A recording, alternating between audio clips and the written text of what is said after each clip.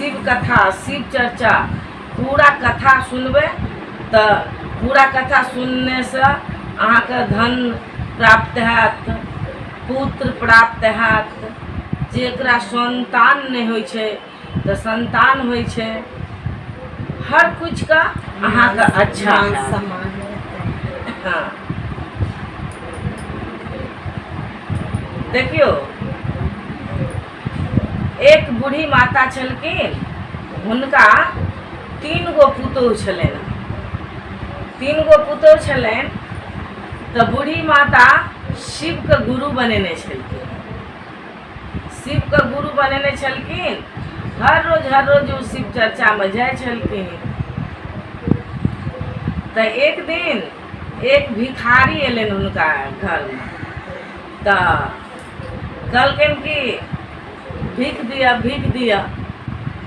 तो हुनकर पुतोह जे छलनि से कहै छथिन हम नहीं जाइ छी कतहु हम दान पुण्य करै लए, नहीं चर्चा करै लए, वएह बुढ़िया छै से चर्चा में जाइत रहै छै, वएह दान पुण्य करै छै।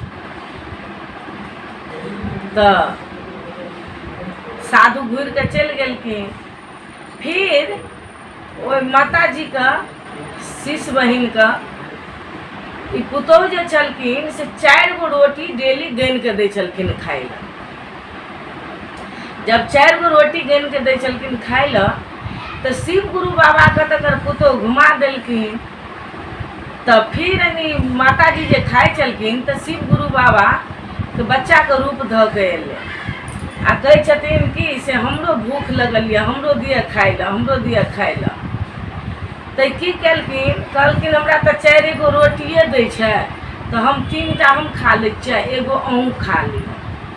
तो ई माता जी बूढ़ी माता बच्चा के एगो रोटी देलखिन आ 3 गो अपना खेलखिन। फिर एगो पुतोह देख गेलन, एगो पुतोह जे देख गेलन तो ई सब 3टा विचार लेलखिन कि बुढ़िया के ना आब 3 गो रोटी देली, एगो रोटी ककरा कहाँ दऽ दै छी। तो आब दोसर दिन से 3 गो रोटी दिए लगले। तो फिर ई खाए बेर में बच्चा चलि अबे तो कहे कि हमरो भूख लगल या, हमरो दिया खाय ला, हमरो दिया खाय ला। तो ई बुढ़िया अपन की करे, 2 गो रोटी खेलक, एगो रोटी फिर ओहि बच्चा के दऽ देलक। तो बच्चा खा के अपन चलि जाए। तो फिर ई दूसरा नंबर वाली पुतोह देख गेल तो कहे छै कि ई बुढ़िया के न एतेक रोटी खाय ले दऽ दै छियै न से सब दिना लोग के बाँटि दै छै रोटी, आइ 2टा रोटी दे। ओहि दिना की केलक, 2टा रोटी देलक। फिर ई बच्चा चलि आयल कि हाँ बूढ़ी माँ हमरो भूख लगल या, हमरो भूख लगल या, हमरो दिया खाय ला। तो एगो रोटी ओहि बच्चा के देलक आ एगो रोटी माता जी अपना खेलक। फिर छोटकी पुतोह देख गेल, फिर छोटकी पुतोह देख गेल तो कहलक ई बुढ़िया तो सब दिना खाली बैठते रहे छै रोटी, आइ से एकरा 1टा के रोटी दे। तो एगो रोटी देलक, जहाँ खाय ले बैठल फिर ई चलि आयल बच्चा। तो ई बच्चा नहीं छलखिन हँ, शिव गुरु बाबा छलखिन। आ जे भीख मांगे जे आयल रहे पुतोह जे घुमा देलखिन तो वो साधु के रूप में आयल छलखिन शिव गुरु बाबा। तो फिर अपन आधा रोटी अपना खेलक, आधा रोटी बच्चा के देलक। तो फिर कहलक ई बुढ़िया आब एकरा न आधे रोटी दे। फिर एक दिन देलक एकरा आधे रोटी। फिर चलि एलखिन बच्चा, कहै छथिन माता जी हमरो भूख लागल है। तब आधा रोटी में से एक टुकड़ी बच्चा के खिएलखिन, एक टुकड़ी अपना खेलखिन। ओहि दिना जे देख गेले पुतोह, 3टा मिल के झगड़ा क के बुढ़िया के अपन घर से निकालि देलक। जब घर से निकालि देलक तो बुढ़िया मांगि चांगि के 2 दिन 4 दिन ओना खेलक। फिर सोचलक कि बेटा पुतोह छियै, एकरा सबके बुद्धि नहीं छै आ बेटा तहन घर पर नहीं रहिए, परदेश में रहिए, तो की कहते हमर माँओ एहने भ गेले। तो फिर अपने कनी शांत भेले, तो अपन घर आयल। घर में आयल तो कहलक कि कन्या से हमरा मन होइए ना कि शिव गुरु के चर्चा करबी घर में। ये गुरु बहन सोचलखिन कि शिव गुरु के चर्चा घर में करा लेब ना तो कनी हमर पुतोहु के बुद्धि भ जेते। अब 10टा शिष्य बहिन औते तो कनी चर्चा भजन देते, तो कनी चर्चा भजन सीख ले, तो कनी कुछ बुद्धि भ जेते, तो हमर घर कनी सुधर जात। तो कहलखिन कनिया मन है चर्चा करबे क से चर्चा कराब घर में। तो पुतोहु विचारि लेलक, कहलक अगर हम चर्चा करबै छियै बढ़िया से। कहलक ठीक छै, हाँ कर लिअ चर्चा। कोई अंगना निपलक, कोई घर निपलक, कोई शिव गुरु के सजेलक, आ सबके थारी प्लेट आनि कऽ आ गोटे में माटि दऽ देलक, गोटे में झुटका दऽ देलक, गोटे में गोबर करसी दऽ देलक, आ दऽ कऽ झाँपि देलक। कहलक कि माँ सब में प्रसाद दऽ देलहुँ, आब हन करू चर्चा।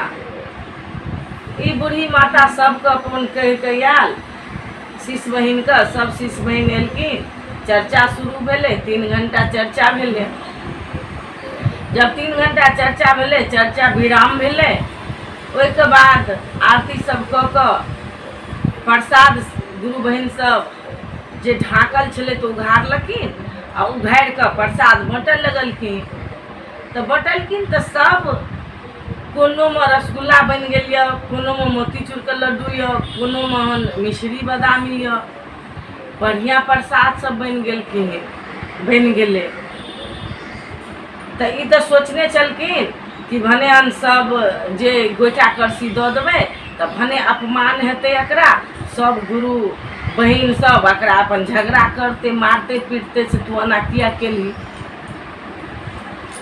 तो प्रसाद सब बनि गेले शिव गुरु बाबा के दया से। तो प्रसाद सब शिष्य बहिन के देलखिन, तो सब खेलखिन, तो बहुत बढ़िया बहुत अच्छा, सब अपन अपन घर गेलखिन।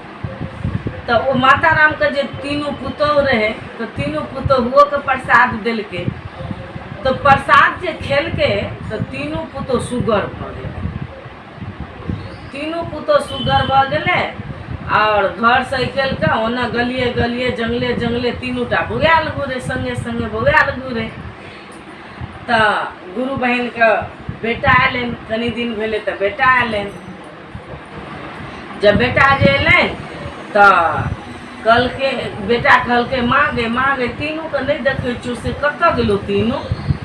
तो कहे छे माता अपन कहलक कि की कहबो बौआ, तू तो चलि गेलिही, हम शिव के गुरु बनेलिए, आ हमरा एना एना तोर कनिया दुख दै छले, अब रोटी जना दे सब बेटा के बतेलक। फिर चर्चा जे भेले तो चर्चा के बारे में सब बेटा के बोलेलक, बतेलक। तो कहलक कि चल तो कतऽ छे तीनू टबा।